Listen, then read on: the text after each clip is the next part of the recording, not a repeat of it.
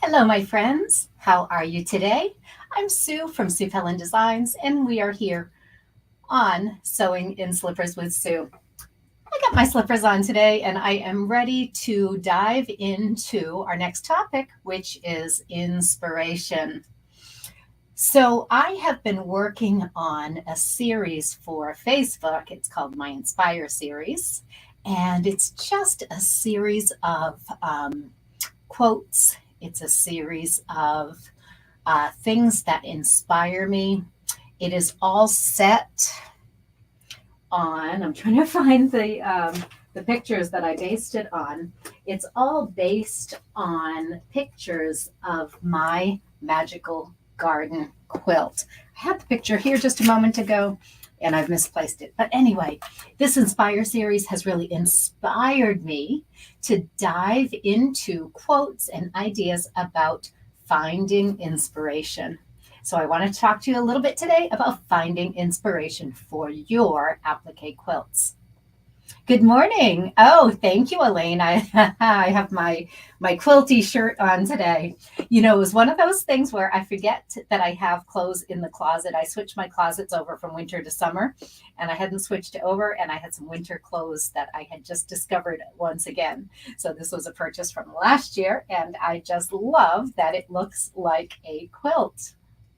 Good morning, Mary from Michigan. Welcome. Kathy, welcome from Ohio. So good to see all of you here. Today, we're going to be talking about inspiration. And even more so than that, I want to dive in a little bit deeper. Some of you know that I have been doing a program called 6 Weeks Intentional Action. So it's a course that is walking us through 6 weeks of getting results from intentional action and keeping our focus top of mind every day by logging our entries into a journal, by having a reporting every Sunday to see how we did on reaching our goals or moving towards our goals. And I have been working on this, and to tell you the truth, I've been failing miserably at keeping track of what I'm supposed to be keeping track of for my goals. So I want to talk a little bit about failing miserably and what that means to me.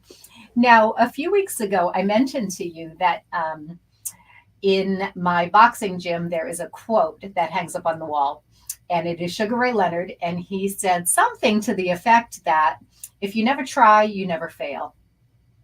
Right? So, trying new things and failing at new things is not a bad thing.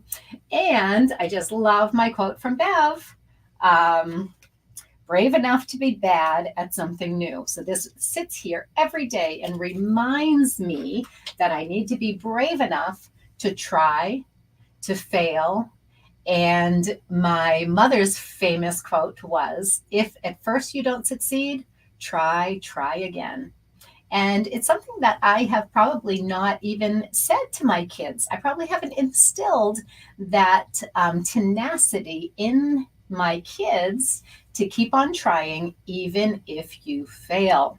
So I'm bringing that up today because I've had a couple of people in our Ahead of the Curve membership that have been communicating with me because of some limitations in their mobility, limitations in their strength of their hands, finding even cutting with the rotary cutter difficult. And one of the things that I've been talking to them about is trying new things until you find what works for you. So my method of applique may not work for you, or the way that I do my applique may not work for you. But when you take certain points out, when you take certain ideas out of what I'm teaching, you will find a method that absolutely works for you. Maybe it's not cutting 4 layers of fabric and fusible at a time with your rotary cutter. Maybe it's cutting 1 layer or even 2 layers at a time. Maybe you can't stand up for long periods of time and cut, but maybe you can sit down and still use the tools to get around those curves with your rotary cutter one layer at a time. So if at first you don't succeed, try again.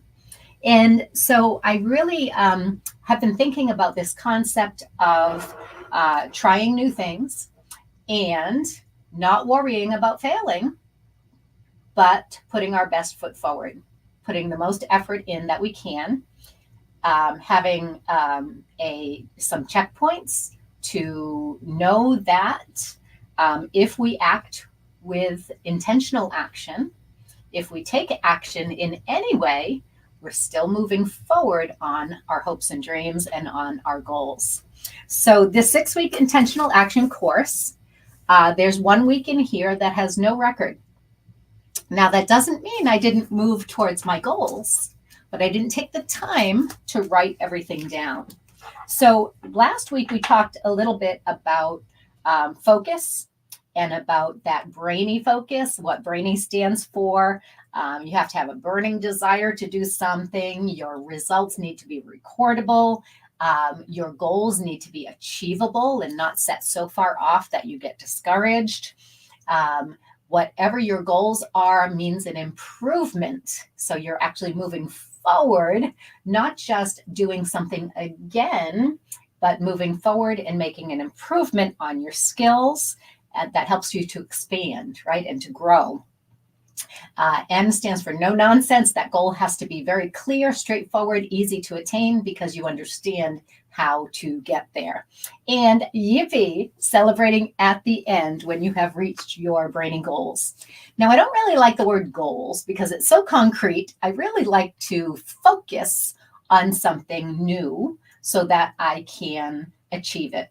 And by focusing on that new thing, there's a little less stress than saying I have to reach this exact goal, right? So I am planning on focusing on these 3 topics this year. And the 3 topics are drinking enough water every single day and trying to get to the gym 3 days a week. I'm also trying to keep up with a daily gratitude practice, thinking of 3 things every day that I'm grateful for.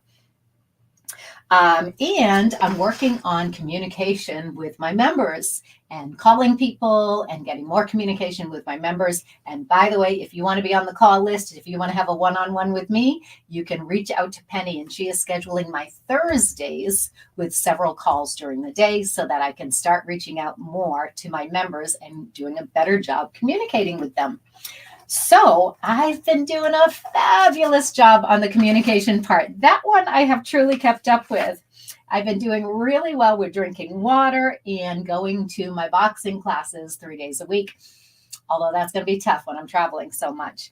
And I've been really falling off the wagon with my daily gratitude practice. Even though I think of things during the day, I'm not recording them, so I can't measure how well I'm doing. So I want to be able to make it recordable, make it measurable so I can see how well I do on my goals. So that is a little bit more about my 6-week intentional action course that I'm taking.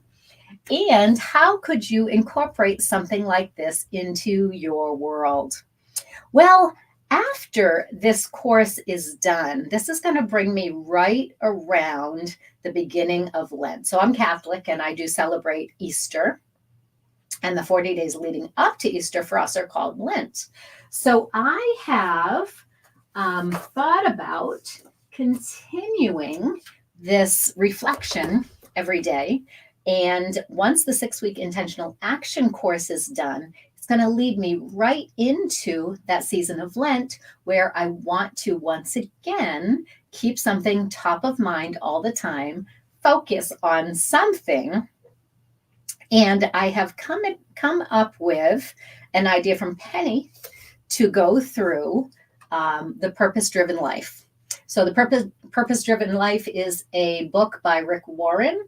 And it's focusing on why are we all here? What are we doing with our lives?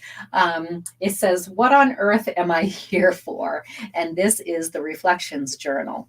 So after I finish my 6-week intentional action course, I'm going to dive into the purpose-driven life.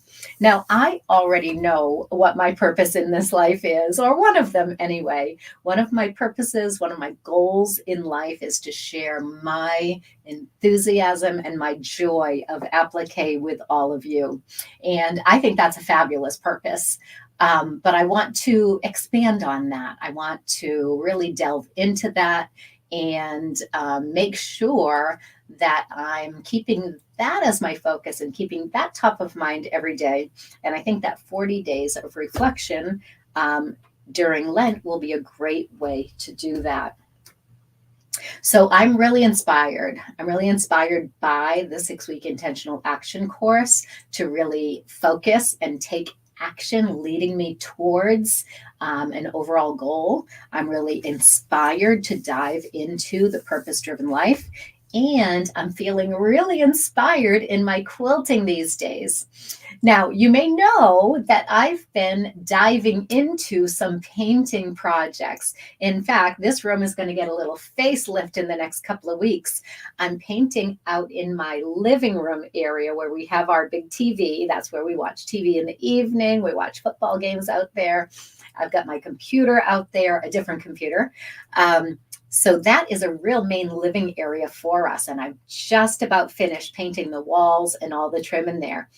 And as soon as that is done, I'm going to be picking carpeting that's going to go in this room and the TV room. So this carpet is going to get a facelift. And if you could see it, you'd be amazed.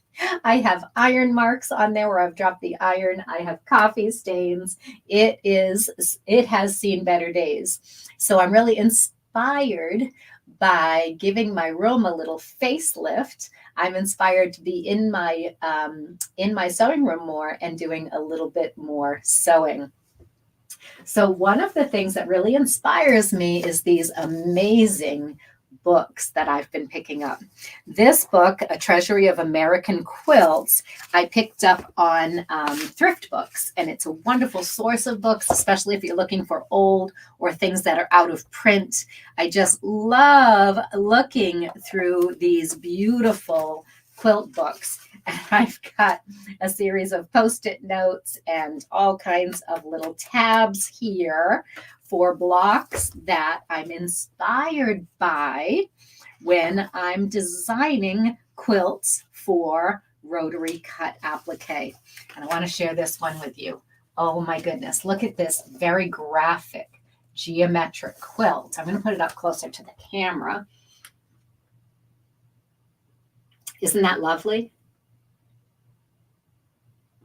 And all shapes that I can make with rotary cut applique. So I just get so inspired and so excited about creating, but I need to spend more time actually sewing and getting these projects done.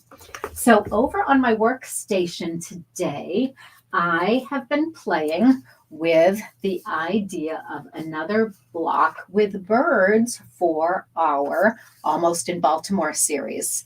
So I keep looking through these beautiful books, and one theme that recurs, this book doesn't seem to have any, but one thing that recurs often are birds in our blocks. So I was inspired by this particular block right here. And I've decided that I want to create a block for our Almost in Baltimore that is an apple tree with these adorable little love apples. They look like they're made from hearts. And I just love the look of this little apple block. And you'll notice there's two little birds in that apple block. So we're not going to make that block today. But I want to talk a little bit about how those blocks inspire me. I'm not going to copy that block.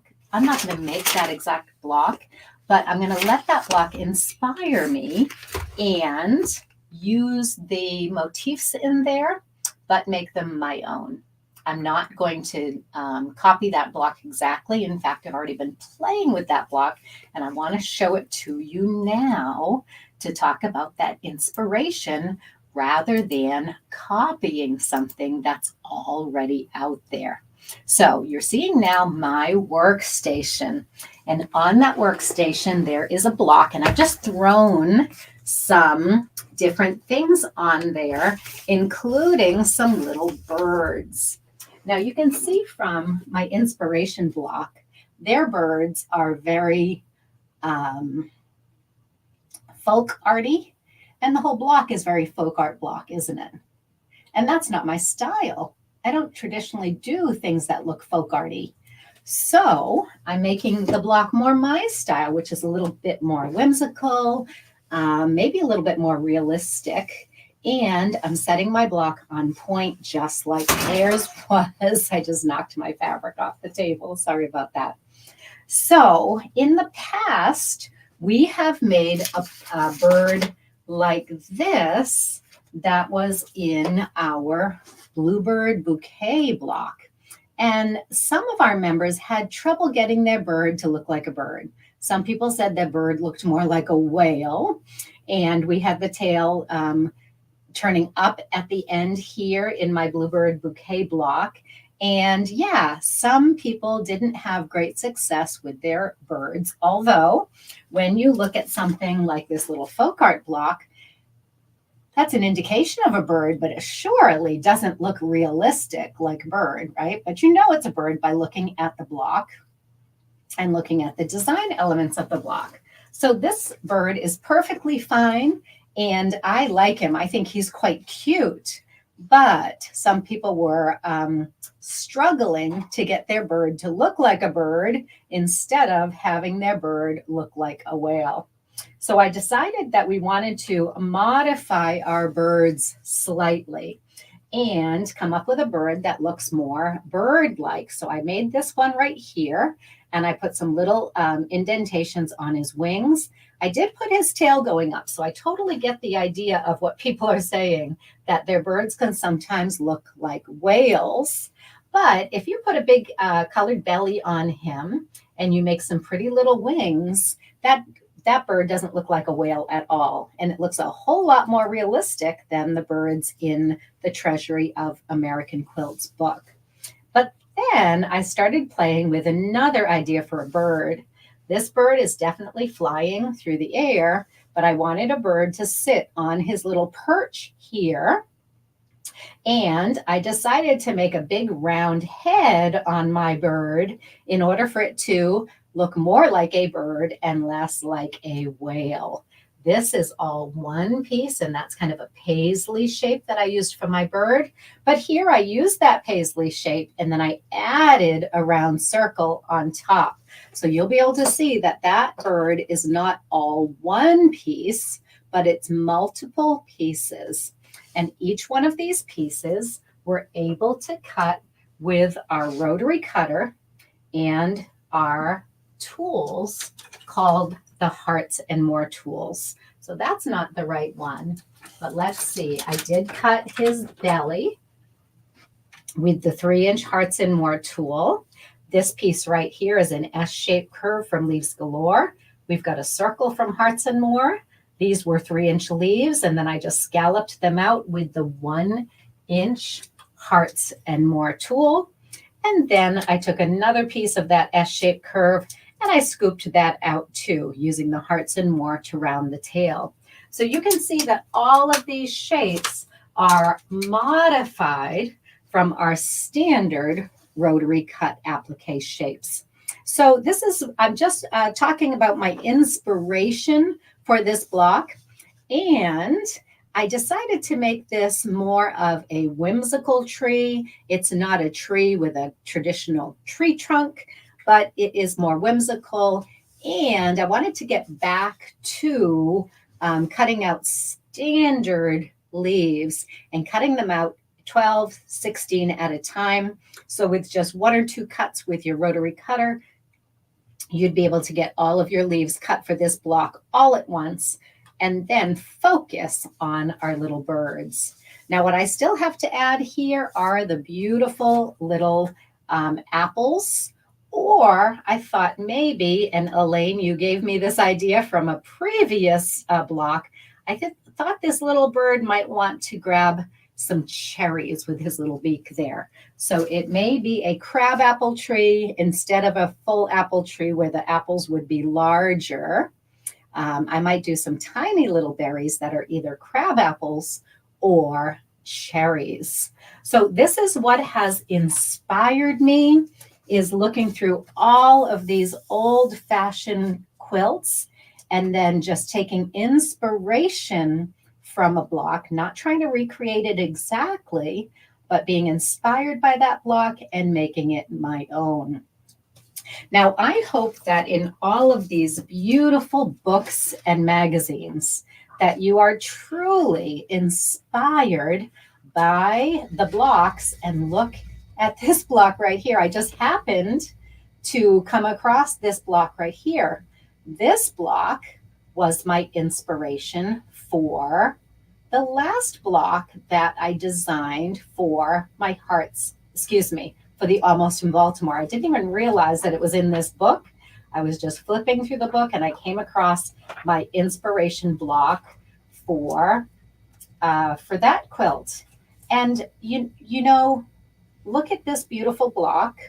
I didn't even realize it was in this book, but I'm going to show you my original inspiration for that last block. So here it is, red and green quilts and the women who made them. Here's my inspiration block for the last block that I made. I'll show you that block in just a minute. And then look, here is a different book with a very, very similar 4-square quilt.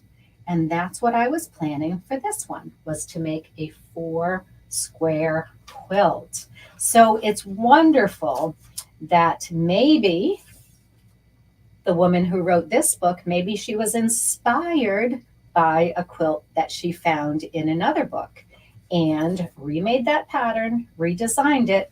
And I'm really curious if I look in this book, because these are all red and green quilts inspired by antique quilts. Maybe there's another antique quilt that has that same inspiration, a different block, but very similar. And that's true in quilting, that our blocks are repeated over and over again. They might be inspired by an antique quilt, and here it is. Here's the antique quilt that inspired the block that inspired me. So you can see that as we progress through this quilt and then this quilt, and then the block made by the author of this book, and then I've taken that same inspiration from these two books and I've made that block my own. So here we go. I don't want to put it on there because nothing is fused down and everything will move. So let me put it down here. Here is my version of that block. And then I've got my central flower just like they did. And once I get all of the green sewn, I'm going to be adding a pomegranate to the top and then a pomegranate to each side over here. So it's very similar, but once again, it has that more whimsical style. It's not quite as traditional as the original book that I was inspired by. So I just used it as inspiration, but I've totally made this block my own.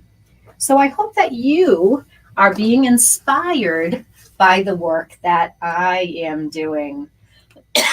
Excuse me. Let me just come back to you on the screen. Yes, I love it when you are inspired by what I'm making and you come up with a modification or a variation on what I'm making and you truly make it your own. So Lori says those could be beach plums. They are the fruits on the sand dunes of the seacoast. Yes, I know that.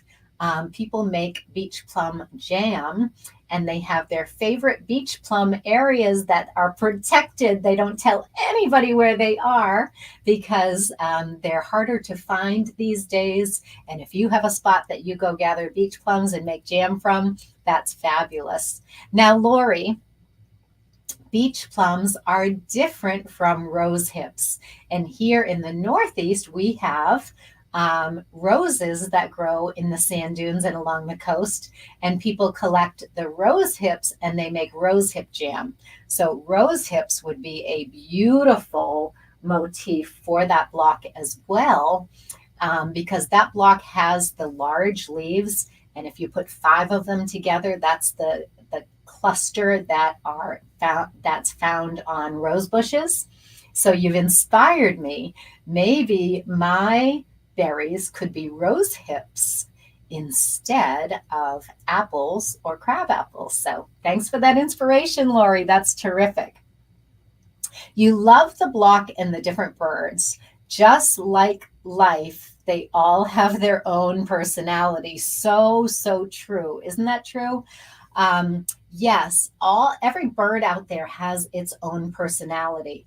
I absolutely love watching the birds on my bird feeder. And I've got a challenge for you. I want you to give me any ideas you have at deterring the squirrels from eating all my bird seed.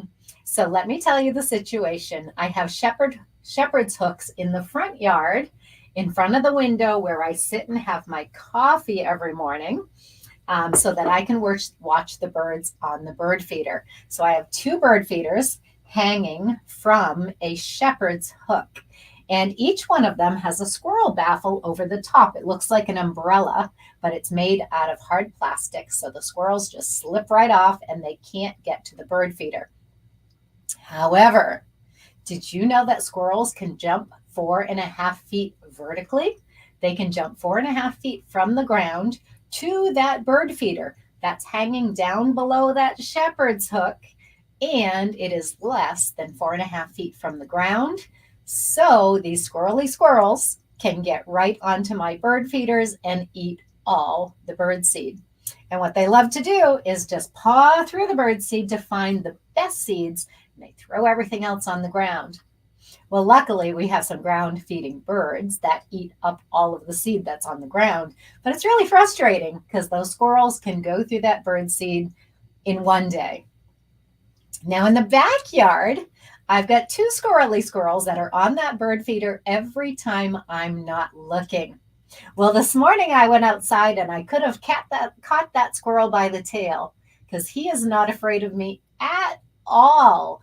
Even though I open the door and slam the door, or open the window and slam the window, that doesn't deter those squirrels from getting on my bird feeders. So I am looking for ideas on how to prevent squirrels from eating all the bird seed in my bird feeders, because I love looking at those birds, and those birds are a true inspiration for me. But I have a feeling that one of my quilt blocks soon is going to have those squirrely squirrels on it. And I just wanted to catch it by the tail today because he did not run away. I was inches from him before I scared that little squirrel away. So he just thinks I'm inviting him to his little feast every day.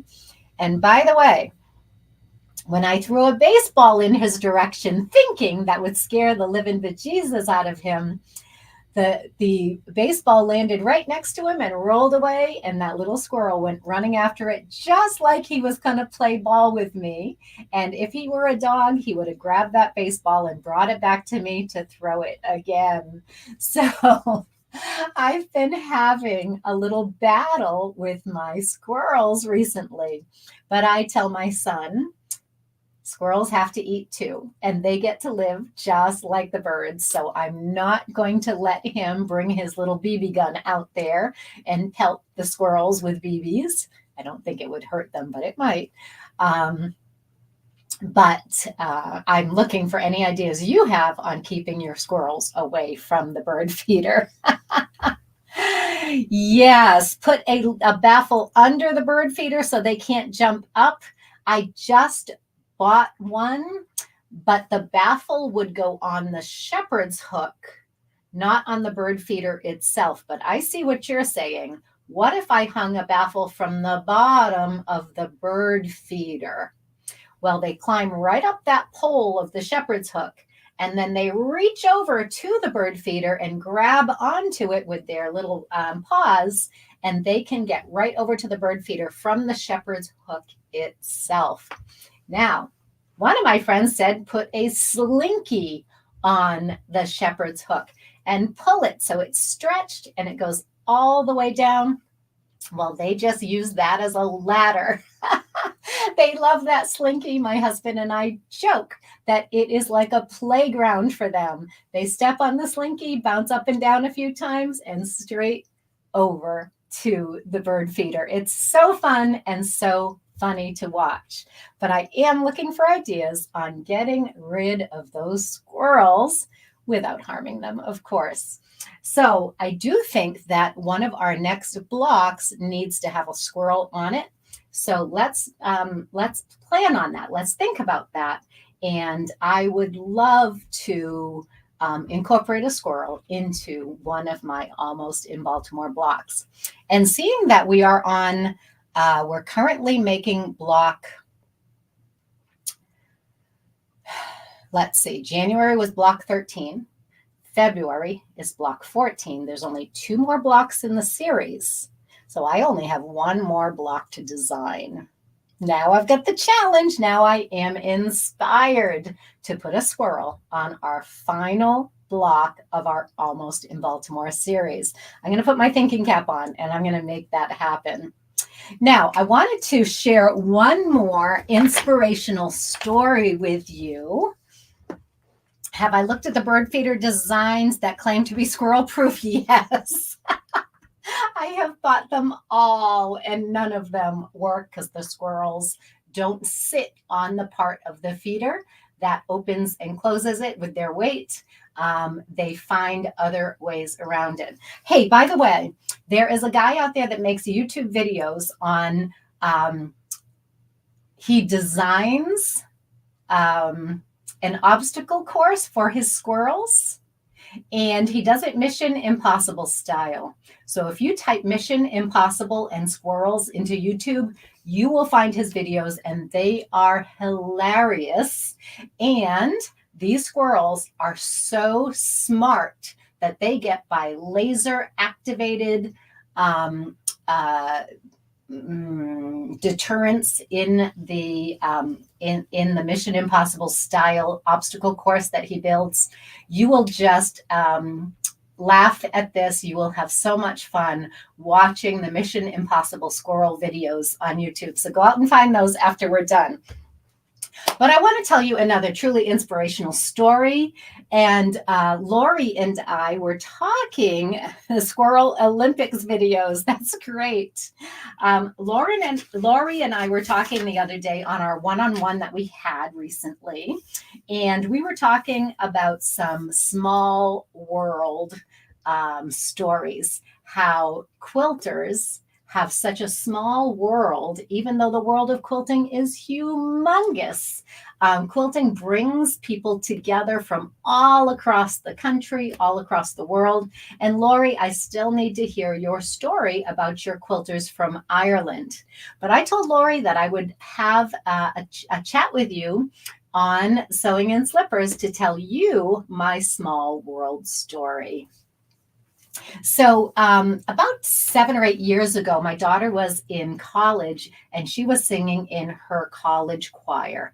They had a beautiful choral group at her school, and they decided that they were going to take a trip to Ireland. So of course, they invited a few people to come along as chaperones for the Ireland trip, where the kids were going to sing all over Ireland. It was really such an exciting time. Well, I convinced my son to come with me, and my son and my daughter and I took a college bus trip all over Ireland. Well, I knew that I was going to Ireland, and I was so excited to see if I could find any local Irish quilters. So I looked in the Dingle area, and I found a quilt shop that was only maybe 10 miles from where we were staying on the college campus in Dingle. So I emailed that shop and I said, is there any way to get to you through public transportation? Would there be taxis? How could I get to this shop that's 10 miles outside of Dingle where I'm staying? And the shop owner wrote right back to me and she said, she laughed, no, there's no public transportation. There's no buses. We're a little tiny town. There's not even any taxis. She said, but if you give me a call when you're here, I'll come pick you up in Dingle and bring you over to see our shop. Now, here we were, a group of probably 40 kids on a tour bus with a couple of chaperones. There wasn't a moment of time that I was free to call that shop owner and get over to her quilt shop. We just didn't have time. But as we were taking a bus tour through the Ring of Kerry, which is just south of Dingle, we passed her shop. And on the opposite side of her shop is a beautiful bay. And there was a double rainbow over that bay. And I thought that rainbow is ending right at that pot of gold, right at that quilt shop. And I waved as I went by and I said, maybe another time, but I just can't get to that quilt shop today. So I'm looking at the quilt shop. All other 45 eyes, or 90 eyes, right, were on that beautiful bay and the rainbow, the double rainbow that they were seeing over that beautiful bay. And I was so sad that I didn't get to that quilt shop. But that's okay. We had a wonderful time. And that day, the kids sang inside this beautiful stone dome that's on the Ring of Kerry. It was magical.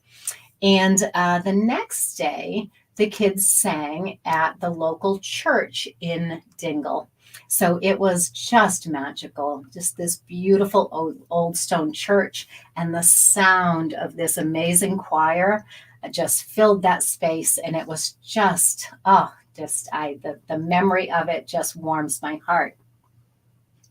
Well, fast forward 2 years later, I go to Quilt Market in Houston.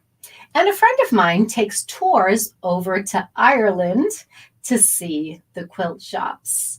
Now, she was taking tours over to Ireland to see quilt shops. Her husband was going with her and taking the husbands of these couples on a photography tour of Ireland. So they had this great little tour group until her husband passed away. He got sick and he passed away. So I saw that friend and I was consoling her and giving her a great big hug after her husband passed away.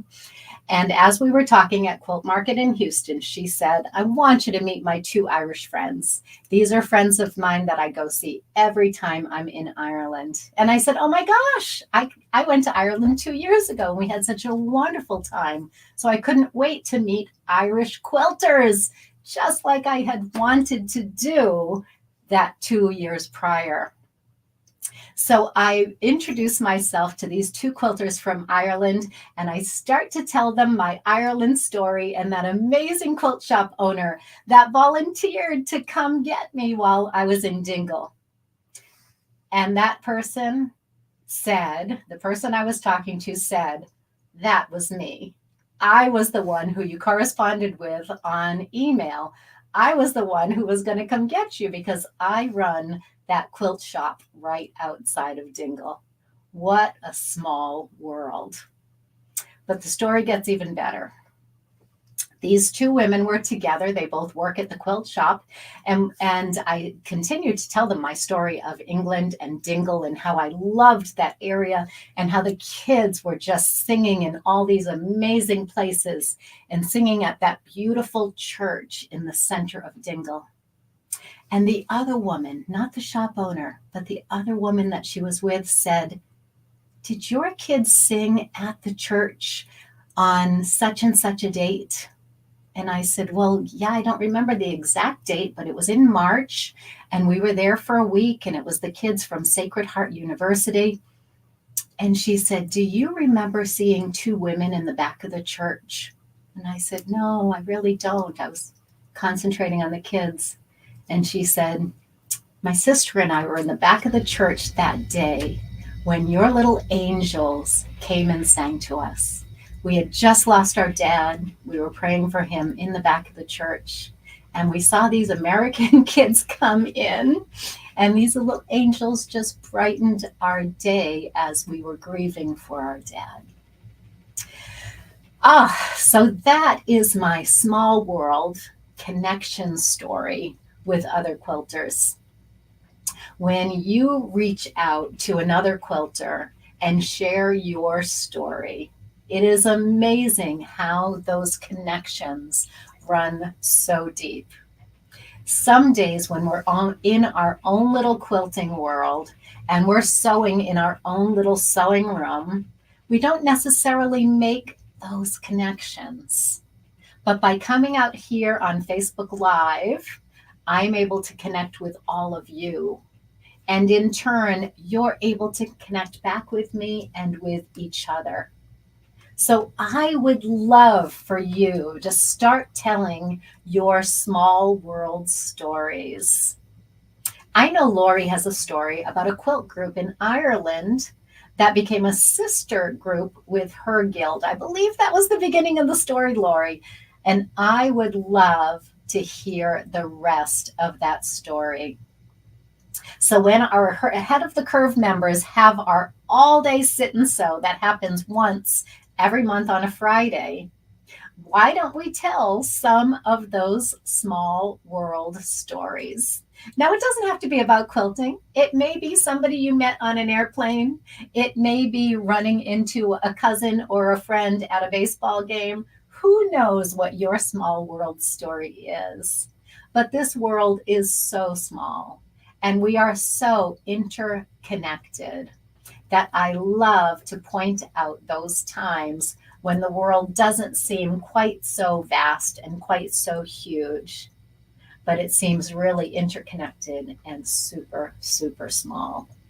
So that's my inspiring story for today.